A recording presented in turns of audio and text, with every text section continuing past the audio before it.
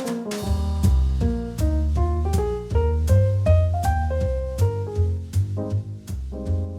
morning and welcome to the first episode of Season 2, where we drink tea and navigate the balance between school and personal life. I'm Sophia Safe. And I'm Sophia Curry. And this is Sip and Spill.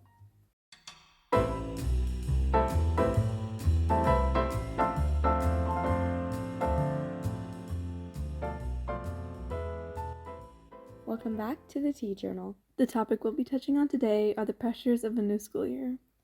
So, I think it's important to note, welcome to Season 2. Yeah, I think that's an incredible feat that we've reached. Yeah.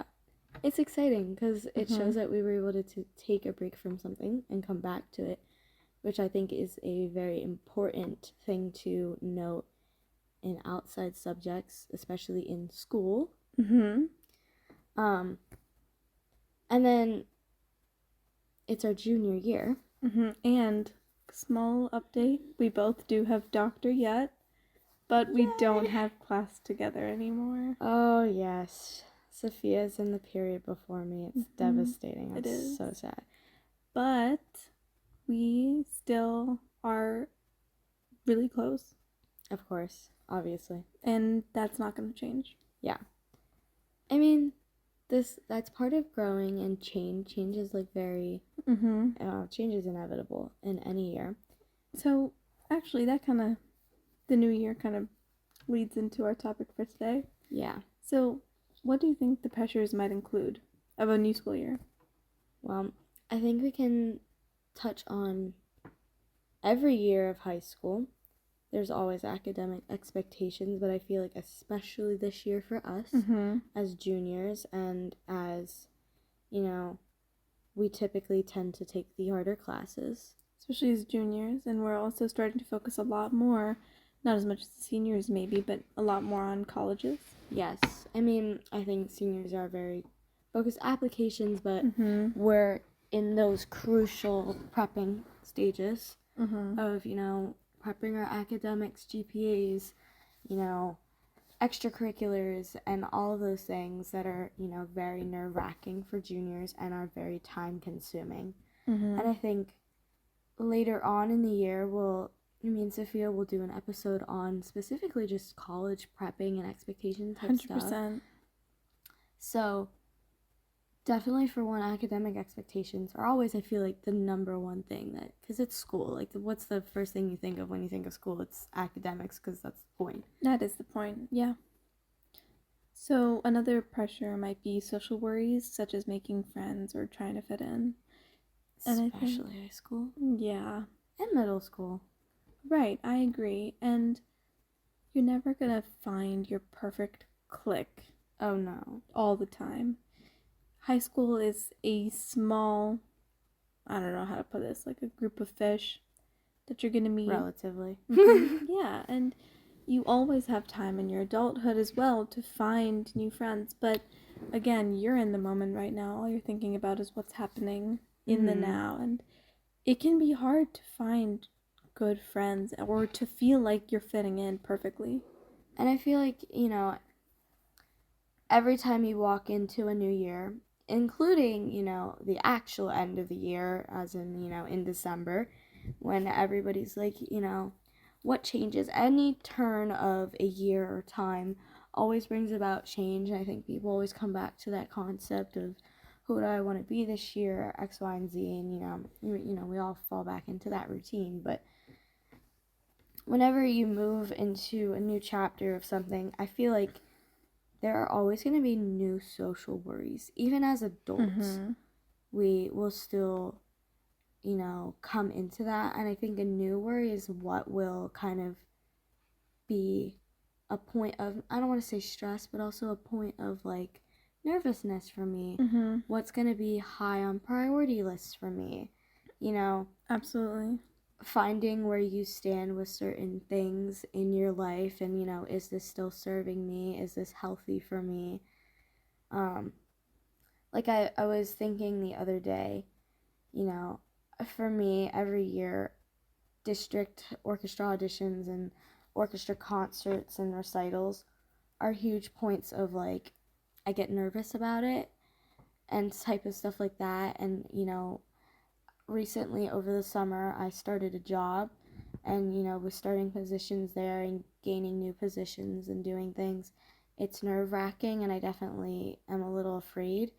But I think about my parents, and I'm like, I wonder when the last time my mom or dad felt nervous was.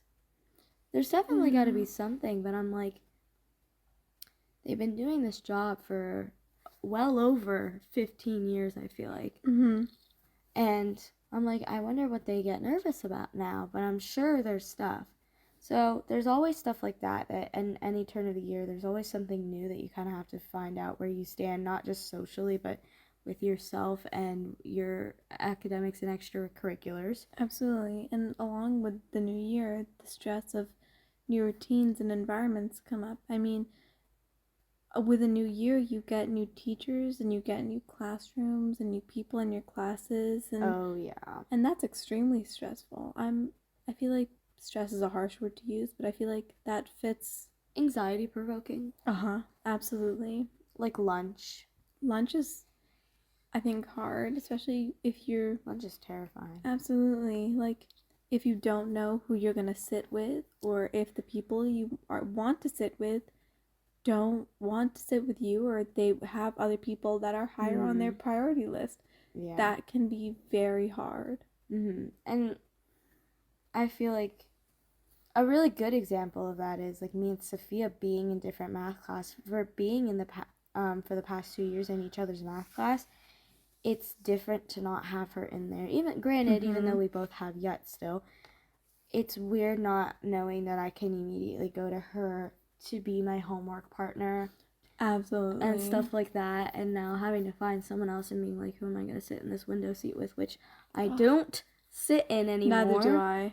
It feels wrong. I sit nearish to it. I don't sit near it at all. Really? Well, I don't mean in my seat, but I mean when I move. Yeah, I don't. My I'm new on the seat, opposite however, is side. not anywhere near the window like it used to be. Sad. Yeah. But that's besides the point. Should we start with the academic pressures Yeah, of a new let's school start year? with that. Okay. So I feel like one of the biggest things when it comes to academic pressures is an increased workload. Yes. I feel like every new school year often brings like a much heavier like academic workload, with more homework and more tests and definitely a lot more challenging coursework, especially if you're going into these AP classes. Yes.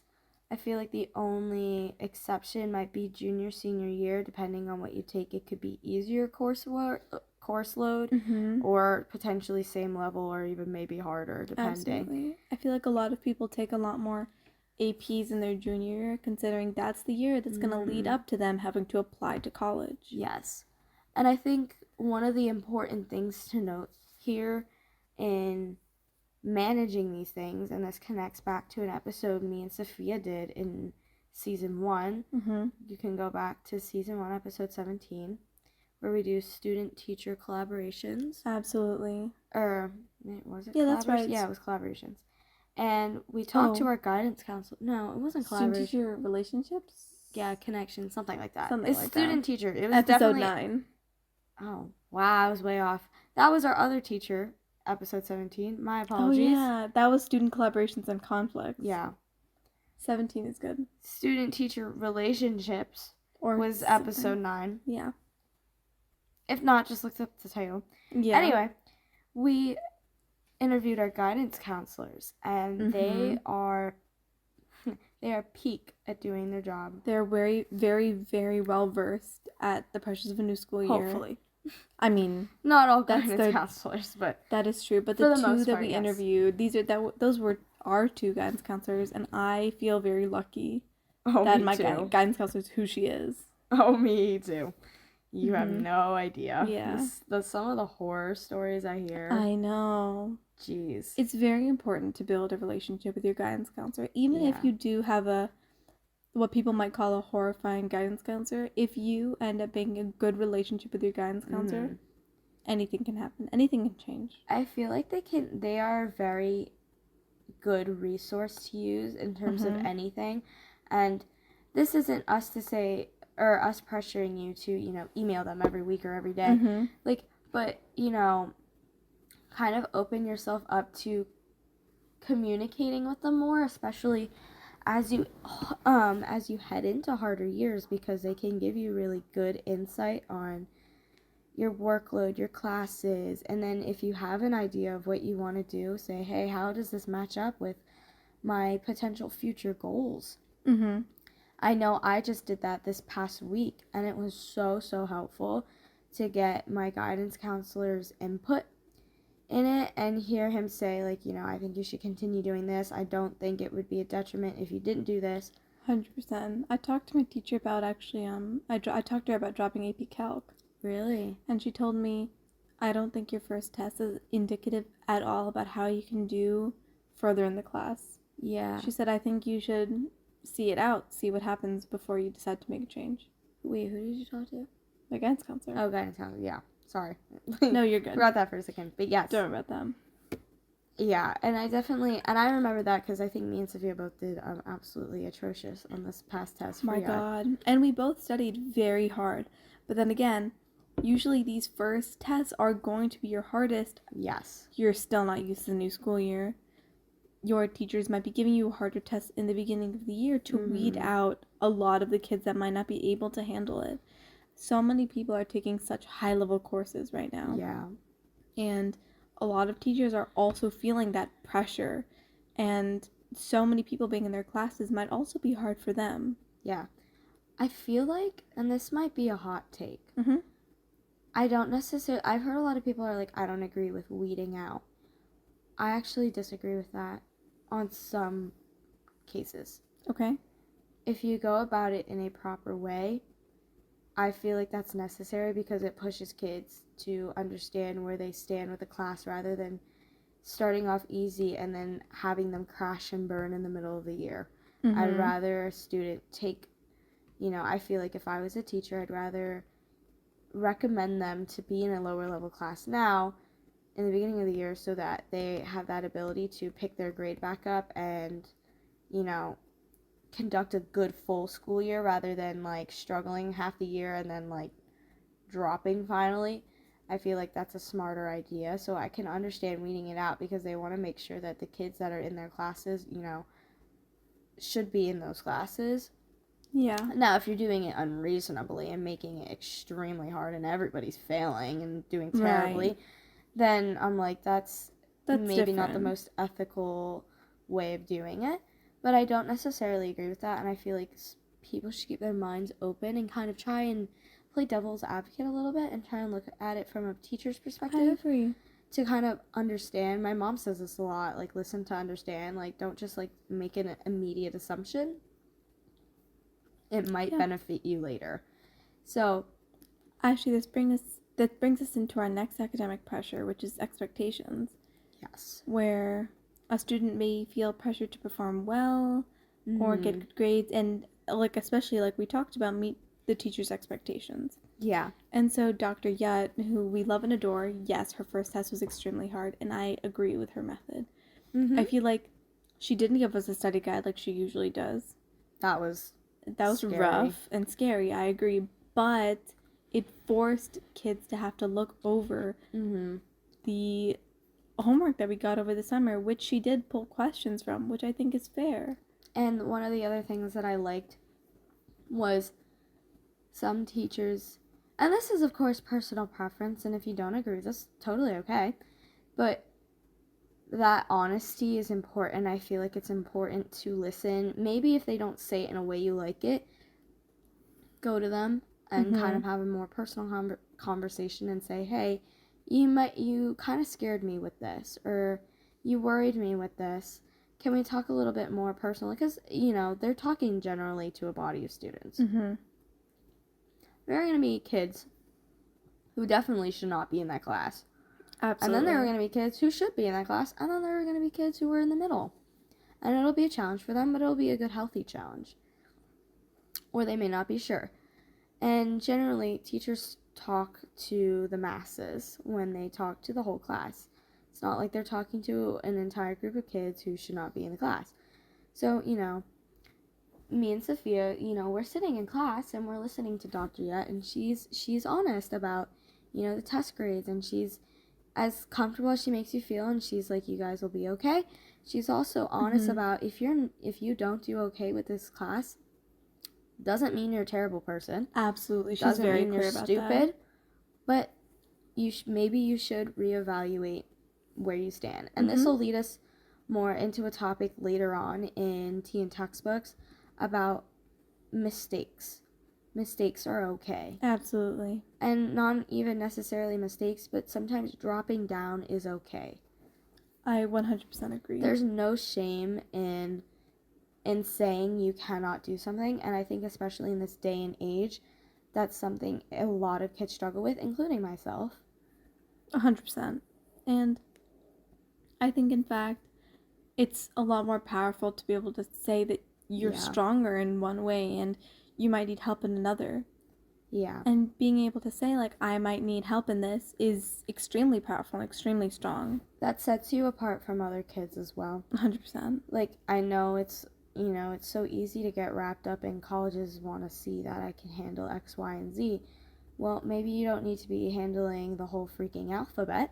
Absolutely. Maybe, and it takes more strength to say, I'm allotting my energy to just A, B, and C, and doing extremely well rather than doing A through Z and fighting for your life. 100%. And that brings us to our high stakes years. Yes. So for older students in high school, like especially us in our junior year, anxieties about college applications or future career paths can add significant pressure to critical school years. And lead and add. Absolutely. And I think it's important to note that saying you cannot do something, as much as that may seem like I feel weak, it's stronger because you are aware of your limitations and where you stand, thus making you a healthier person, thus making you a more attractive applicant. Absolutely. And you can always write about it in your college essay, which is what my guidance counselor was telling me, because I'll give you a personal insight. There's a group that I'm in for orchestra that I do not particularly enjoy being a part of. And it puts stress on me. And I want to quit, but it's also a requirement to be within this other group. And I was sitting there asking my guidance counselor, do you think it would be a detriment to my college application if I drop this? And he looked at me and he said, no, not at all. And I said, but I feel like they would like to see that I'm in X, Y, and Z orchestras. I feel like that looks good. And he's like, they're going to look at those orchestras and I'm going to be like, okay, great, and move on. And he goes, because you do not want to be a professional musician. You want to be a doctor. And he goes, as good as it looks, it has zero weight on what you want to do. And he's like, focus on doing that hospital volunteering and all those things. Those things look good. So maybe you don't need to be in that extra club that's making you upset and you're like, well, I'm in it for college applications. If it has nothing to do with what you want to be, maybe you don't need it. And you can allot more time to other things that, relate to that. And if you do want to do that and it's making you upset, maybe that's not what you want to do. Right. You don't always need to fit in. Yes. Speaking of, that brings us to social pressures and our first topic of fitting in. Ooh, fitting in. Touch on that? Yeah. Fitting in is a hard one.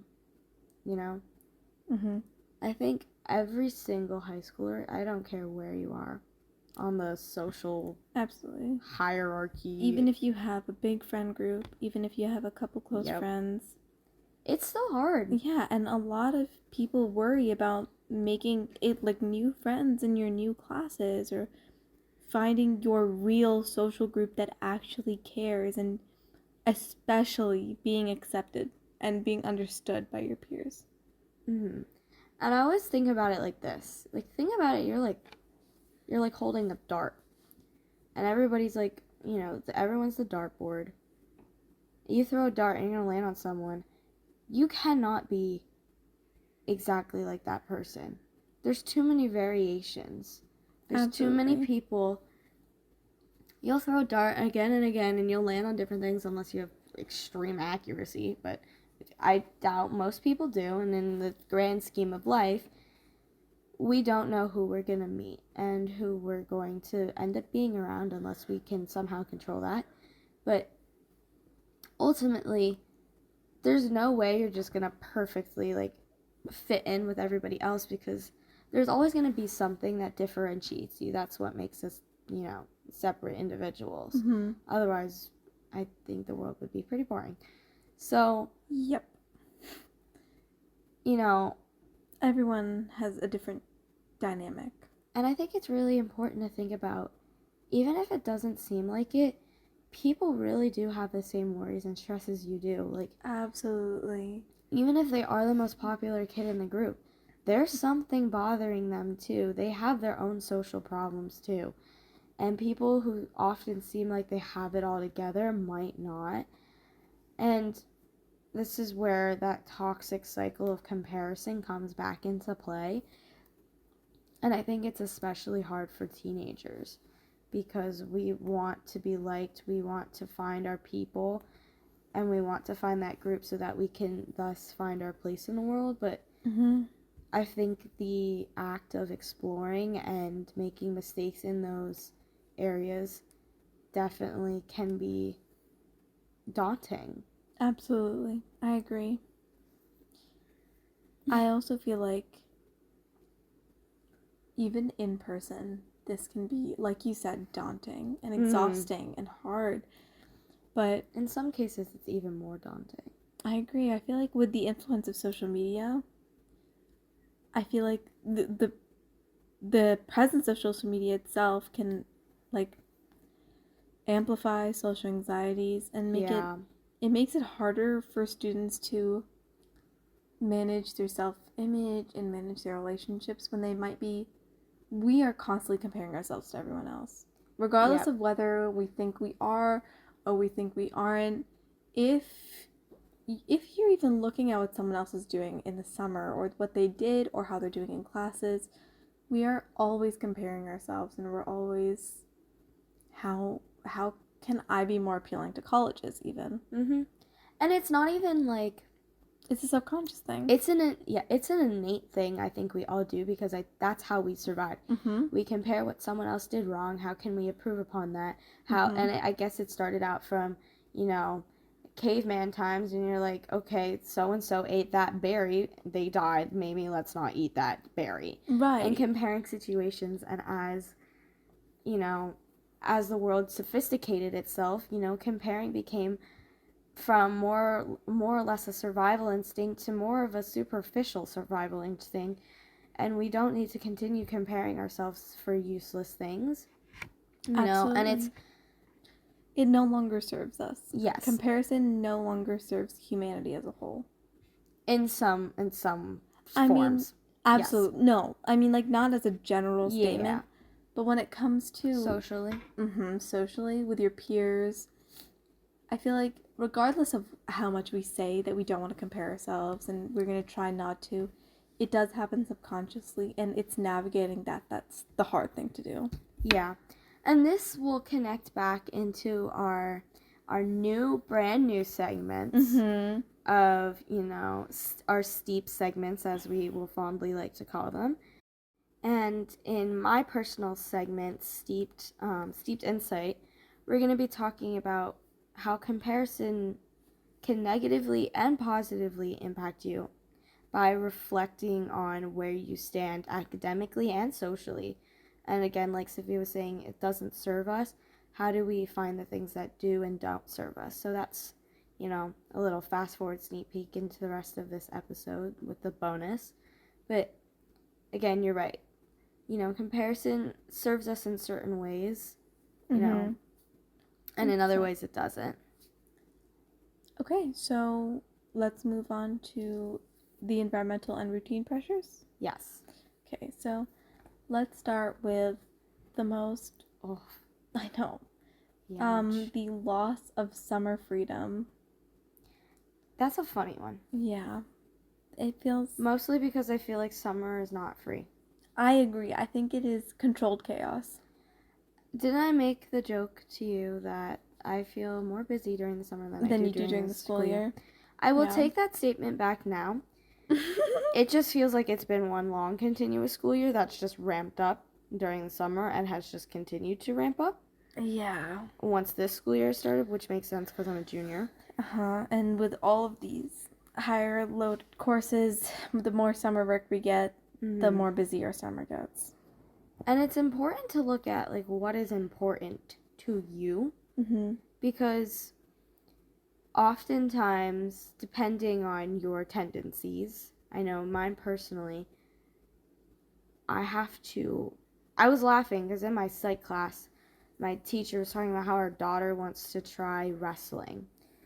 And she was like talking about whatever, and then she like has all these social engagements and whatever. And I was like, and then she doesn't have time for her extracurriculars and stuff. And I was like, I have to push aside my extracurriculars in order to make time for my social life. Like, I have to make the time. It doesn't exist already. Like, I will have to say, like, push it in order for me to enjoy something. Like, is it a smart idea every night for me to go to the football game every Friday? Which I don't go every Friday, but Exactly. I try to go as much. No, probably not. I mean, as long as I don't have anything immediately due. But it's important to take that time to give yourself some free time, to give yourself to enjoy being with your friends and doing something fun. Even finding the time to do sip and spill has been hard ever since the school year started. It's the reason we've had to take such a long hiatus. Oh, it means if you have a shared calendar now. Which has been very helpful, actually. Oh, I love it. And it gives such cute little updates, like, have a good day. And I was like, oh, thanks. I love it. So, back to the loss of summer freedom. Yes. I feel like the abrupt shift from the relaxed freedom of summer, for some, to the structured schedules and earlier wake-up times of school can definitely be disruptive to your mental health and your sleep schedule. One of the things I know I used to like to do, which now I just find insane, was a week before school would start, I would start re-waking myself up at that time and just doing something small and then going back to bed. But, like, trying to kind of get up and do something so that my body becomes used to it before I have to get up. That was when I was, like, in elementary, middle school. Right. I feel like because I pray 5 times a day, and we have a Fajr prayer, which is right when the sun rises. Even during the summer, I would wake up at like 5, 6 a.m. and I would be up for the rest of the day, and I felt like that was extremely healthy. I would go to bed at 10, wake up at 6, and that was for the entire summer. Yeah. And I felt like it was easier for me to get up knowing that I didn't have to do the same thing I did every single day. Yeah. And that definitely relaxes you. And so there is definitely a relaxed, thing about summer that I miss. And I feel like there are pros and cons to having a school year and having summer. Like, every time I'm in summer, I miss the school year because of certain things. And every time I'm in school, I miss summer because of certain things.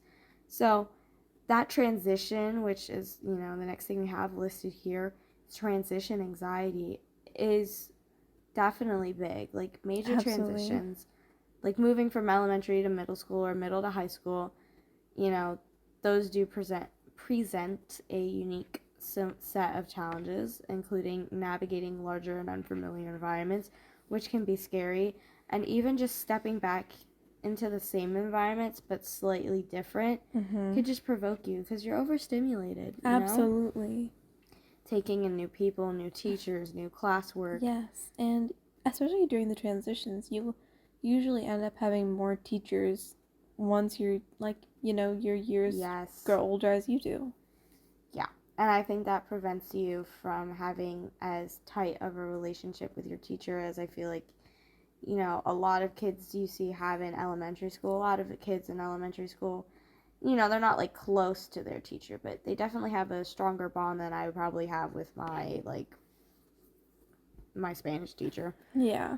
I'm in and out of there, and I but I don't say much other than when I have to. Whereas that's not typically the case in elementary school or even middle school, depending on how it's set up. Absolutely. So, transition anxiety, I think, is huge. And, how do we combat that? Transition anxiety? Yeah. I feel like what our school does helps a lot, where they give us a day. Oh, for the elementary to middle school, they have pen pals, Oh, yeah. where they have sixth grade pen pals who have also just transitioned, and they're able to ask questions and talk to each other. Yeah, I liked that idea, Me although we too. were in a terrible year where we Ugh. didn't get to do that because of Yeah. COVID. And then from middle school to the high school, they are able to tour the high school during their 8th grade year, and then they Mhm. have ninth grade orientation where they're able to roam the school without the upperclassmen around, which can definitely be a huge stressor. And walk through their schedules. Yes. So I think that's like a huge other thing is like elementary school, for whatever reason, and I don't know how, and I would think about this when I got to high school, Mm-hmm. is somehow I always knew where my class was. Right. Like, But they were also much smaller than our high school was. yeah, but I mean, in the way is like, if I heard what teacher I got, I didn't even need to look at the room number. I knew where I was going. Because I remember first grade, I was like, okay, who did I get? Mrs. DiGirolamo? Okay, I know where her room is. Because a lot of the times it was like kindergarten was at the end of the hallway and then first and second grade. Right. And then second and third grade were in the same hallway. We and had then a fourth really and sixth. good elementary school where fourth they and set fifth. it up really nicely. Yeah. So, like, every year, it was like, oh, you have Mrs. So-and-so or you have Mr. So-and-so. I was like, okay, I know where their room is.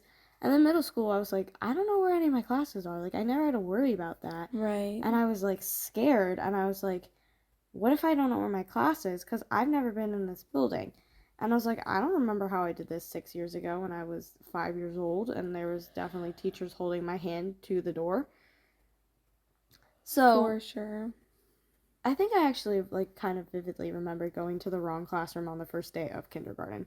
Really? Yeah, but then they were like, "Oh, it's just the next classroom over," and I was like, "Oh, okay." Aw.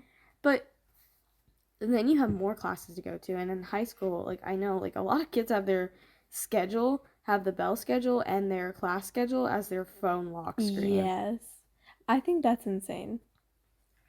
I I think mean, for it some makes people it sense. works, but I think for me that would be insane. No, I just repeat the room number in my head and hope I don't forget. I have to have the paper version.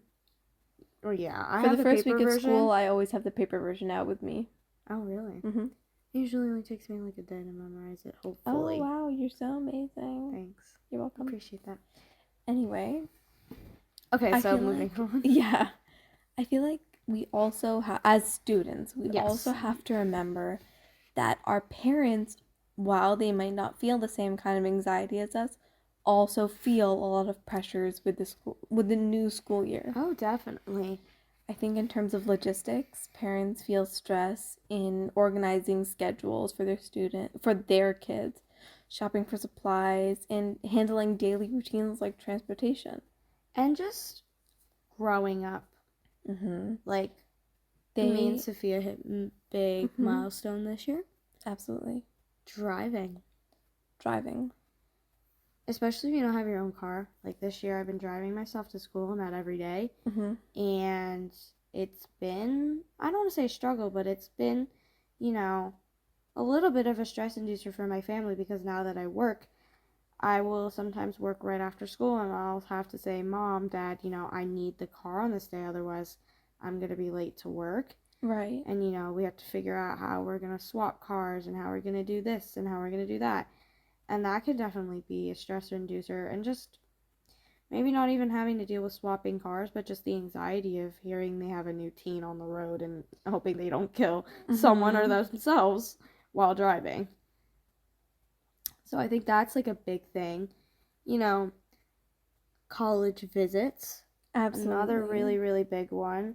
I know my mom's been doing a lot of college visit stuff and scheduling the appointments for me, which has been just crazy and hectic as you would expect. Mm-hmm. School supplies, I feel like a lot of us as students tend to put that off until the last minute. Yep, and then we want like really cute aesthetic ones from Exactly. Amazon that take like 6 days to get to our house, and then your parents are like, well, couldn't you have told me this like a month ago? Exactly, and that can be anxiety inducing for a lot of people. Oh, for sure. And also, in addition to that, I feel like they also feel pressures coming from having to emotionally support their children. Yeah. Parents feel the weight of supporting their child through the transition, and like our parents might feel anxious, which can also exacerbate our stress as well.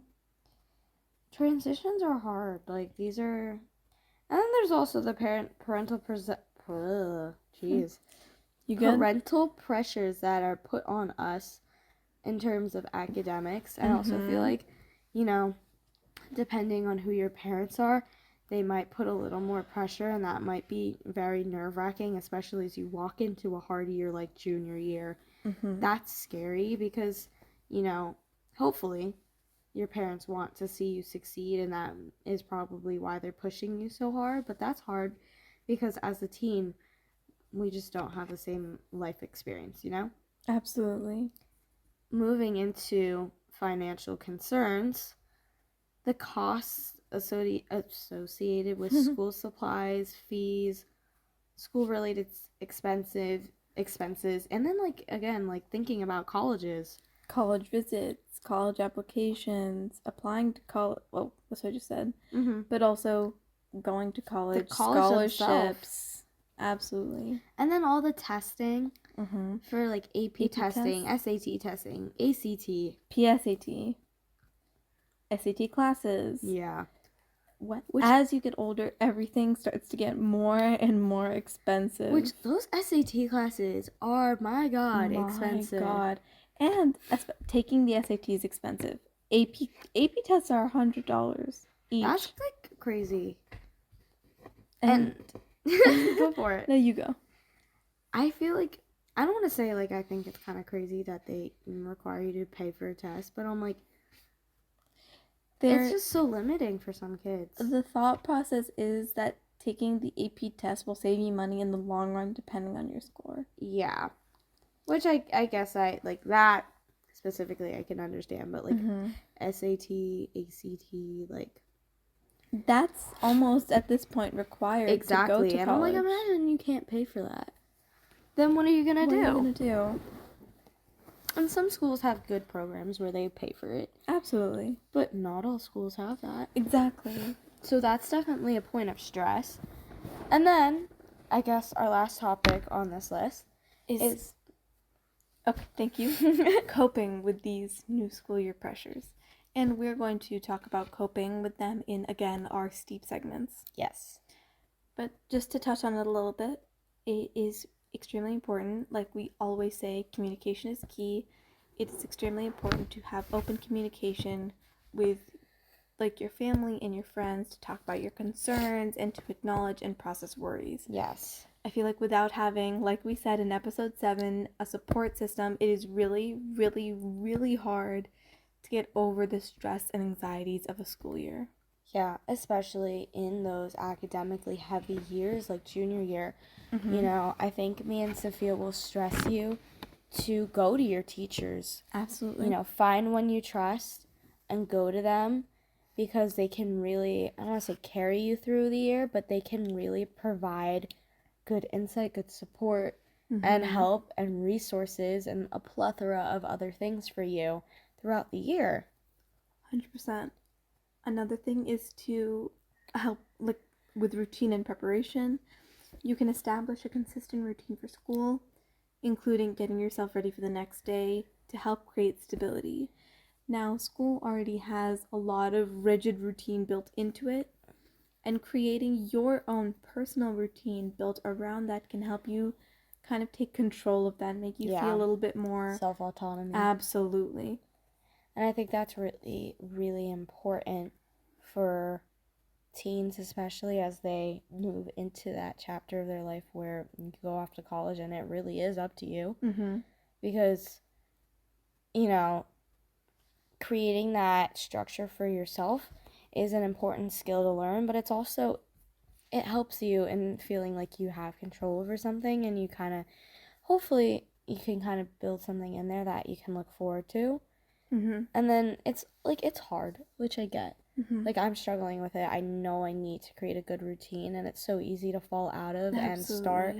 But, you know, in our reflecting segment, we can talk about how do we reflect on what we need within a day and how do we build that into our routine. How do we do certain things like that in order to take care of ourselves. 100%. And again, Sophia and I are not professionals in any means. No. And so if your stress or anxiety is severe, you should consult a pediatrician or you can consult a mental health professional for support. Again, you can also access the suicide prevention hotline by dialing 998 or chat by contacting 998lifeline.org. Again, we are not professionals. Yeah, we want to stress the not. Absolutely. And while our segments can help, they are not the only thing that you should be using to help if you have severe anxiety, depression, or feel like you need to self-harm. Yes.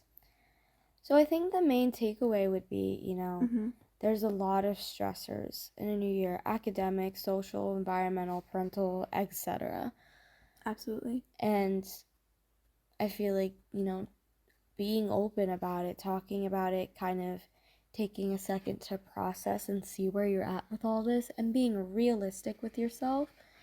Have an open and honest conversation with yourself about what you need. And in addition to that, you can, I'm going to be like a little bit of an ad here. You can check out episode 7, episode 9, or I think it's episode 12. That you're referring to. Episode 7 is your support system, which can help you get through the stressors of a new year. Yes. Episode 9, which are our interviews with our teacher and our guidance counselor. And I think it was either episode 13 or 12 or 14 that might have been episode 17. I'm so sorry. Episode 17, that is student collaborations and conflicts, that can help you with collaborating with your peers. You can also check out, giving you a whole list here. You can also check out episode 13 to check out teen burnout.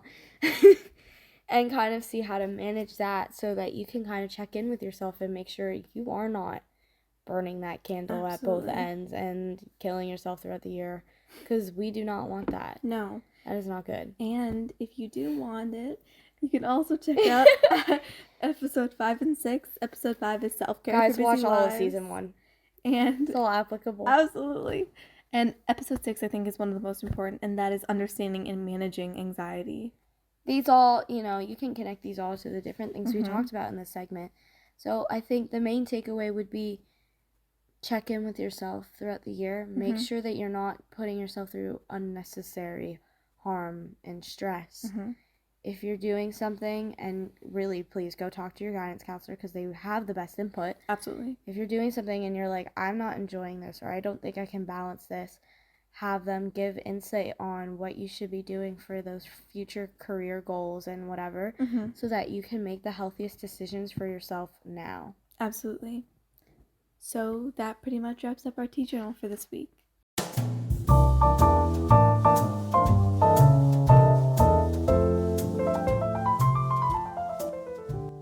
Welcome to Tea and Textbooks, where we talk about the academic aspects of high school.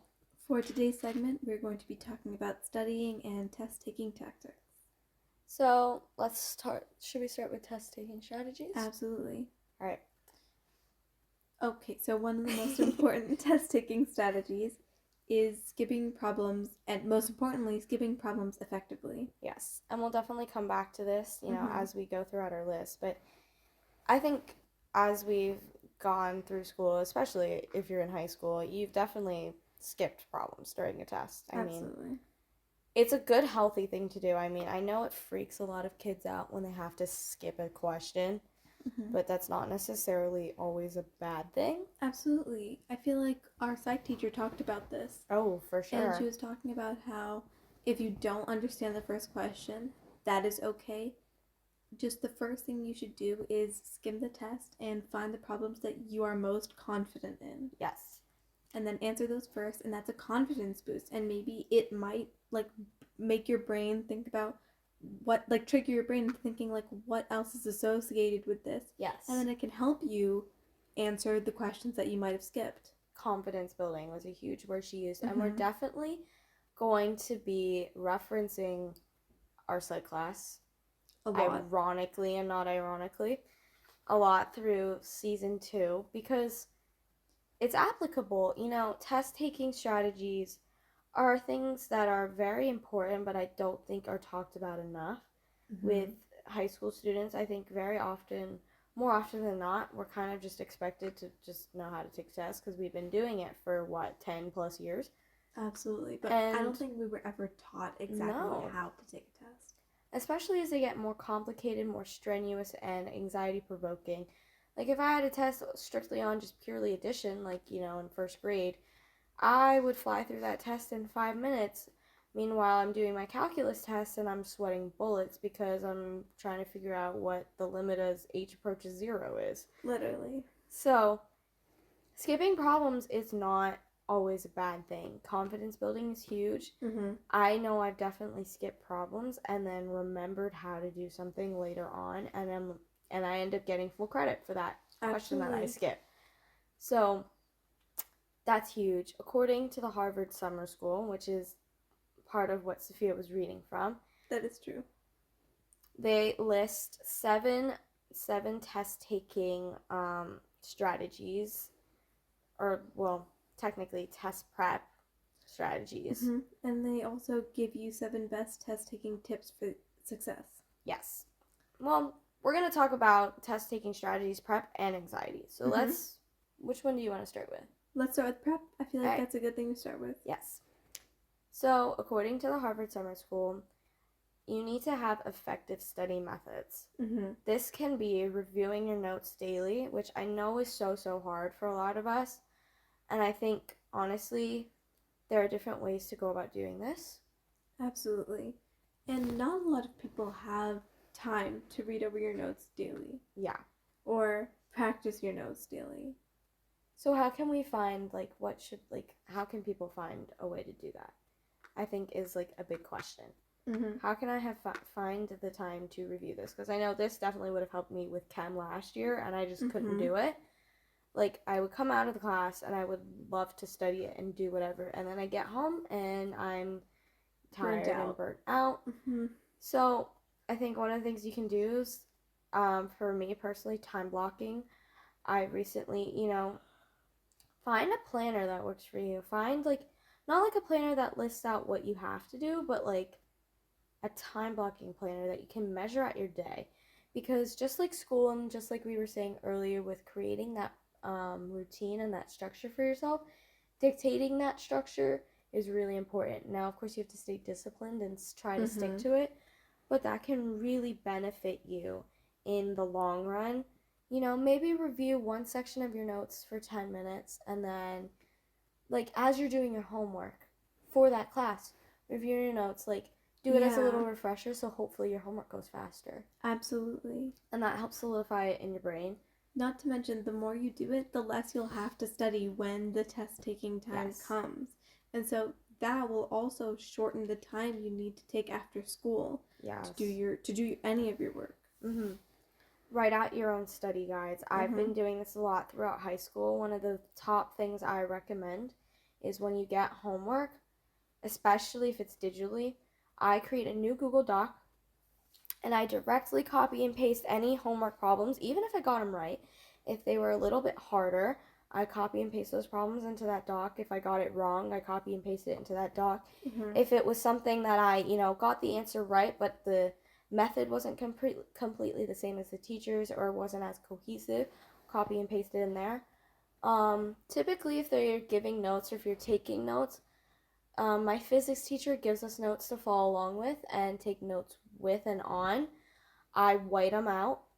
I upload them to something we have called Cami, but you can do this on Adobe, Canva, any of your PDF editing software, and white out your notes. White out those key terms, upload that into the Google Doc. That's such a good way to study. And then try to fill those in. Yes. So writing your own study guides, huge. Absolutely. And don't cram. Do not cram. I feel like a lot of people leave tests, studying for tests to the last minute. It is extremely counterproductive. Yeah. You are less likely to retain the information that you learned before, and it also increases highly increases stress. Oh, for sure. Negatively impacts sleep and decreases your overall preparedness. Absolutely. I know it's so appealing, and I know so many of us don't have time, but again, this goes back to reviewing those notes. That this will reduce the study time you need, and you will know more information than you think you did. I get flipping through a Quizlet in the minutes before a test and the few periods, that's okay. It's refreshing your brain. But that should not be your sole studying method unless it's several days before and that's how you want to use it. But definitely not a day of, period before, 5 minutes before type thing, because 70 terms on a Quizlet card, who's going to remember all of that? Absolutely. So definitely don't cram, and practice tests are huge, guys. Absolutely. One of the things that Sophia said last season, I believe, in one of our episodes, was she started asking, what was it, your chem teacher? Yes. For any practice tests they had in the past or things that would probably be on the test. Highly recommend that. Highly recommend, and make your own practice test or study guide using your notes. Yes. Summarize all of your notes into 1 or 2 sheets of notebook paper and include practice problems. Yes. And go into detail about the stuff that you might have forgotten or you don't remember as well. Huge other thing not included in this actual resource, but my own little quip to add. Use AI to your advantage. Let me underscore, underline, boldface, highlight, all the fancy star it, whatever, to your advantage, because AI can negatively impact your grades. Absolutely. If you're using it to just get your work done, which, I'm sure we're all guilty of, and I can totally understand, but ChatGPT can make you practice tests. You can type in here, you can literally upload your notes and say, make me a practice test based on these notes. Quizlet does the same thing. You can plug in your notes, and say, make me a study guide. 100%. And it gives you a practice test. Now, I know Quizlet Plus, might be a little more accessible for getting those things, but there are so many free resources out there. Use that AI, Google Gemini. Isn't there one for Apple that I have no idea? Apple Intelligence or Meta AI on WhatsApp. There's all these AI out there that will curate a practice test for you. But then again, you cannot, and don't solely rely on that. Do not solely rely on ChatGPT. It gets things wrong all the time. Usually with that, I like to pull it from my textbook. I'll tell them my textbook. And say specifically, do not stray from the textbook. Please follow what is in the textbook. Yeah. And I think that's extremely important. But I find it that it helps a lot, though, to make those practice tests. I did that for chem. Absolutely. I think another thing is asking ChatGPT to do your homework is not helping you in the long run. Oh, no, definitely Your teachers are giving you homework because they think it'll help you and because they think it'll further your knowledge. That's the point of homework. Asking ChatGPT to do your homework for you is not going to help you in the long run. In fact, it's going to make your studying life harder and your outside of school life harder as well, because you're going to have to end up doing more work to understand the material before the test. Yes. So again, that's why I underscore, highlight, italic, boldface, star, all the things. Advantage. Advantage. Use these things to your advantage, not to your detriment, guys. I have seen it bite people so hard, and Absolutely. It's so sad to witness. But, we have such powerful tools at our advantage that we can use to further our learning rather than, take away from it.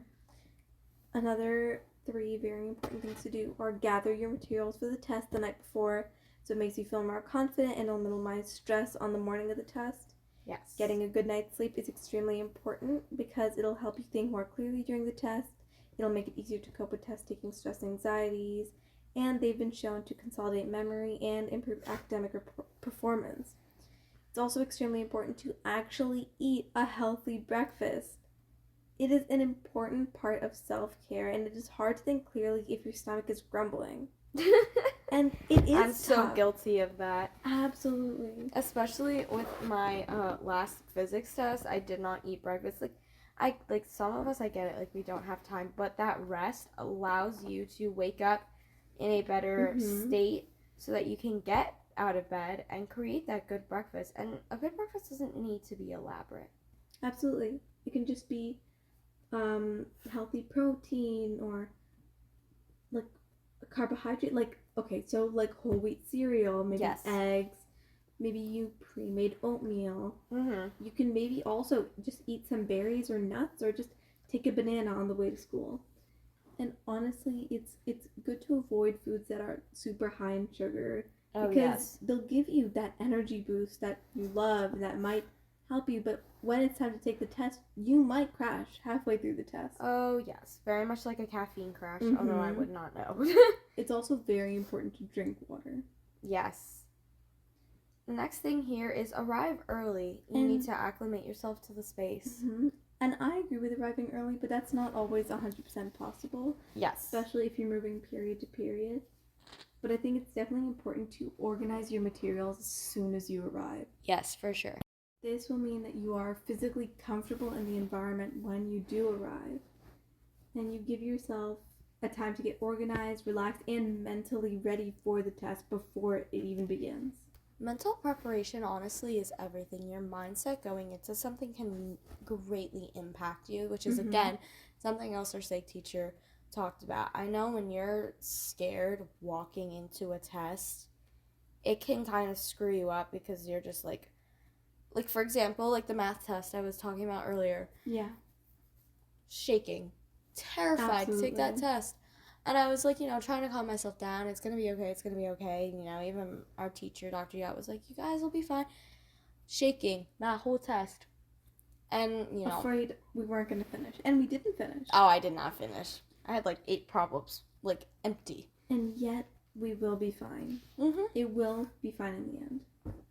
But definitely walking into that test, I was terrified. And I was like, I'm not going to do good. And that definitely affected how I performed, because I looked at something and was like, I'm blinking, and it was not good. So that's important. And then developing positive rituals. I know that sounds so superstitious, but it's not.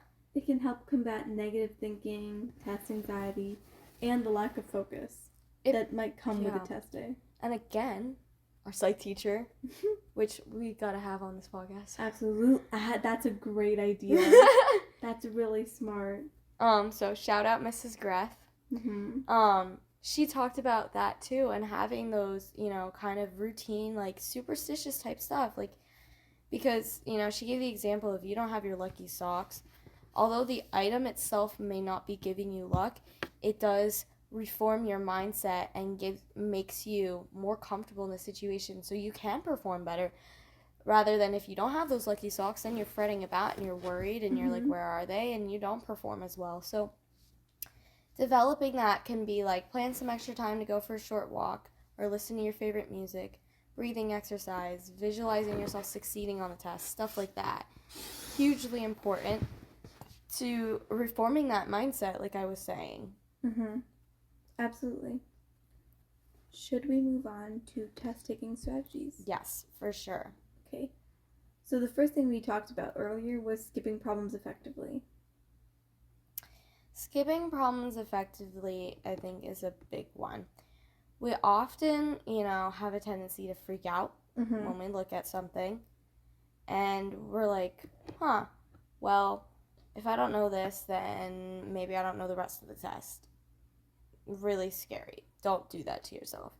So skim the test. Yes, skim the test. So here are some ways to combat this, fear. Yeah.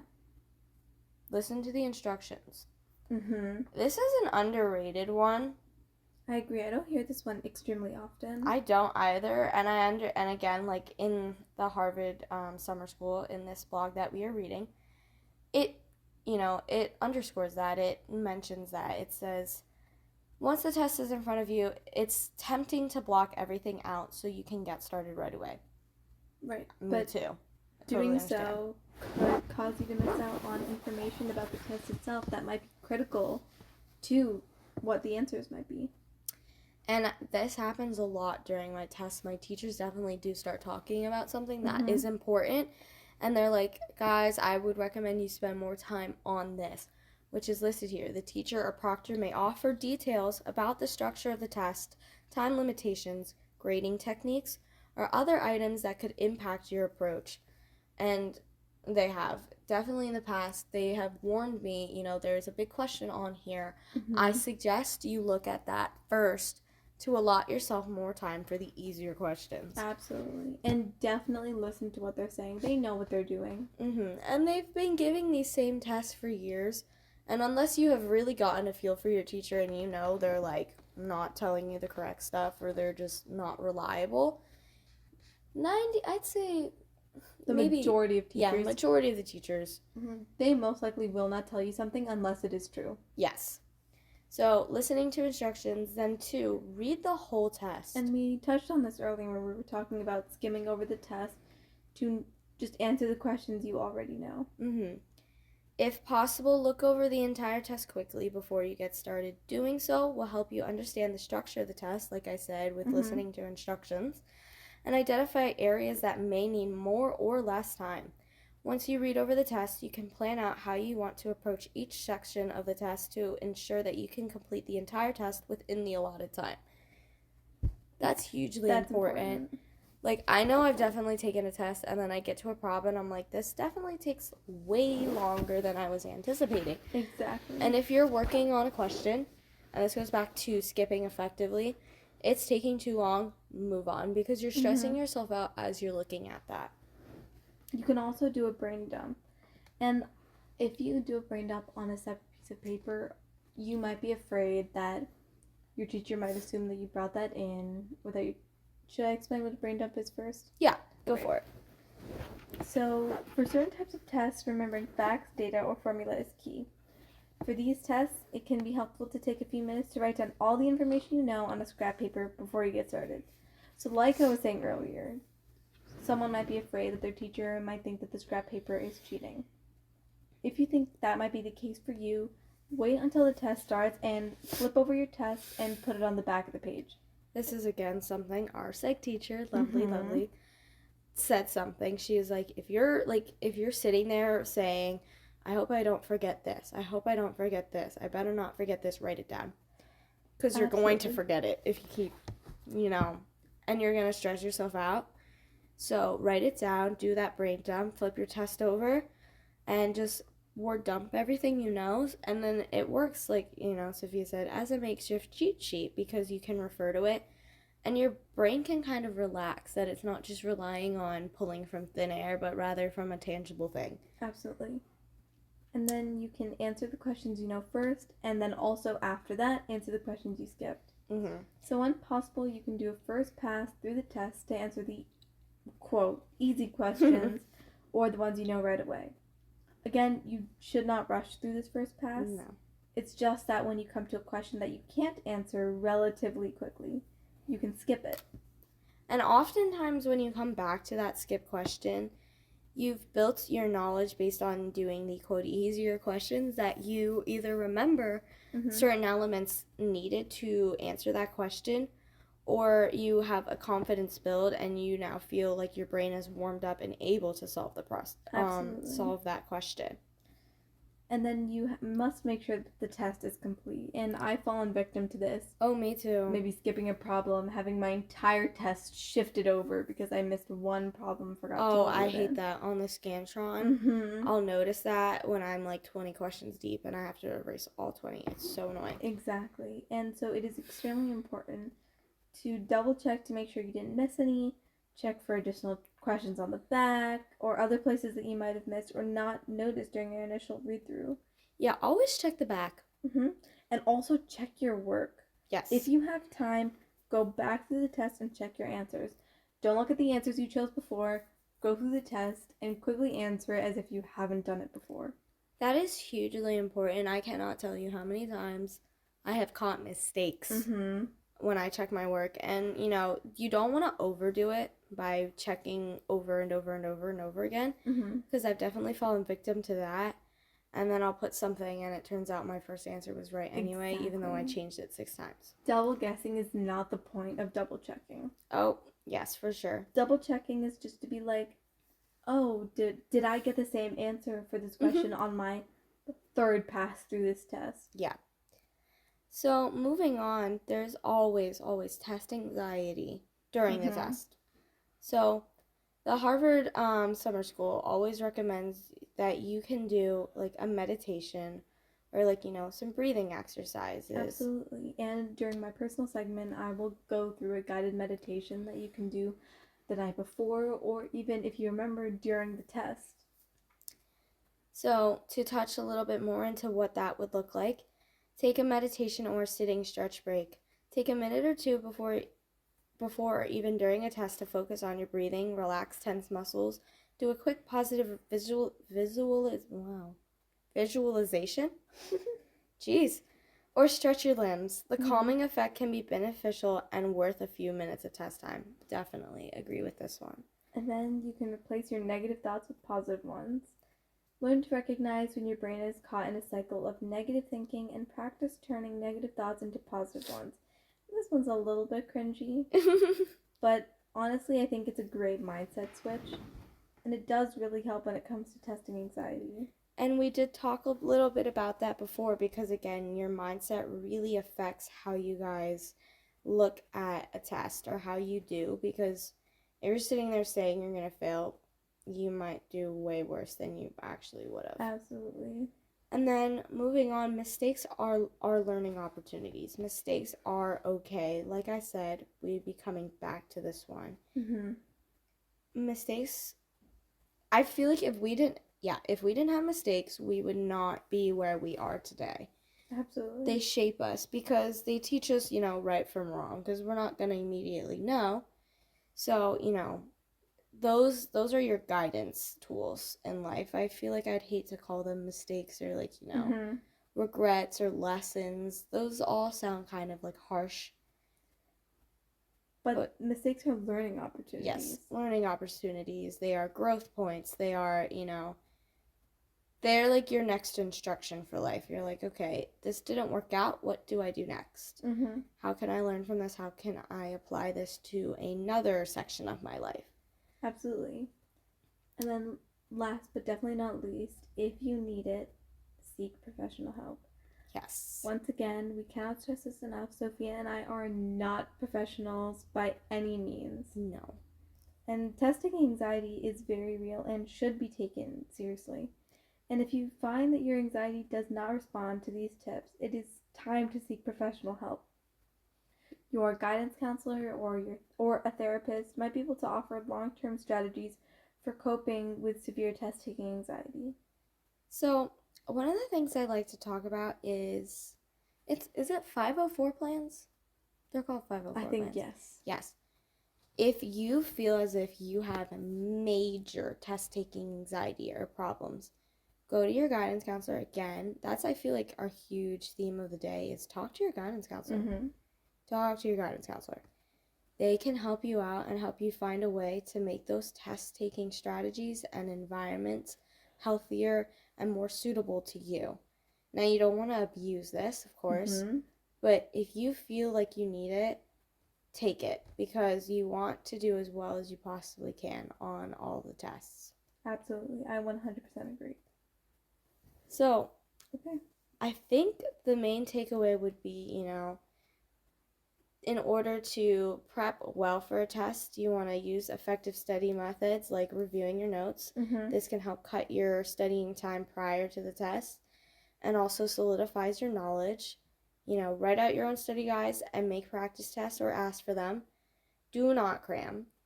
Gather materials the night before. Rest, eat a healthy breakfast, so take care of yourself. Arrive early and develop those positive rituals, which goes back into that positive mindset. Test-taking anxiety stuff, make sure you're calming yourself, taking those sitting breaks and those breathing breaks. Again, like we said, replacing negative thoughts with positive ones. Mistakes are okay. 100%, I agree. And then, obviously, for test prep, you want to make sure that you're prepping yourself mentally, but in the healthiest way possible. You're not psyching yourself out. You're not worrying about certain things, and you're kind of just allowing yourself to decompress and think about it and say, okay. You also want to make sure that you listen to the instructions. They can provide important information. Read the whole test. This can show you what you may need to skip and where you should be starting. Mm-hmm. Major things, star, underline, highlight, Everything. I'm liking that. Brain dumps can be super helpful. And again, like Sophia said, if you're afraid of being Forgetting accused anything. of cheating Mm-hmm. or forgetting anything, Oh, yeah. turn your test over. Write stuff on the back. Make sure that, it's there before you can be accused. Absolutely. And because it's on the back of your test, you wouldn't have been able to write it until you got the test. Yes, for sure. And so a quick disclaimer before we wrap up the tea and textbooks. Sophia is a little sick, and it is 2:46 a.m. when we're finishing this. So sorry about our off voices, Yeah, if you've heard me sniffle really loud, I apologize. I did not think it was that loud. And the vocal fry coming out of my voice from re-listening to a couple of these parts has been pretty bad. So other than that, that pretty much wraps up our tea and textbooks for this week.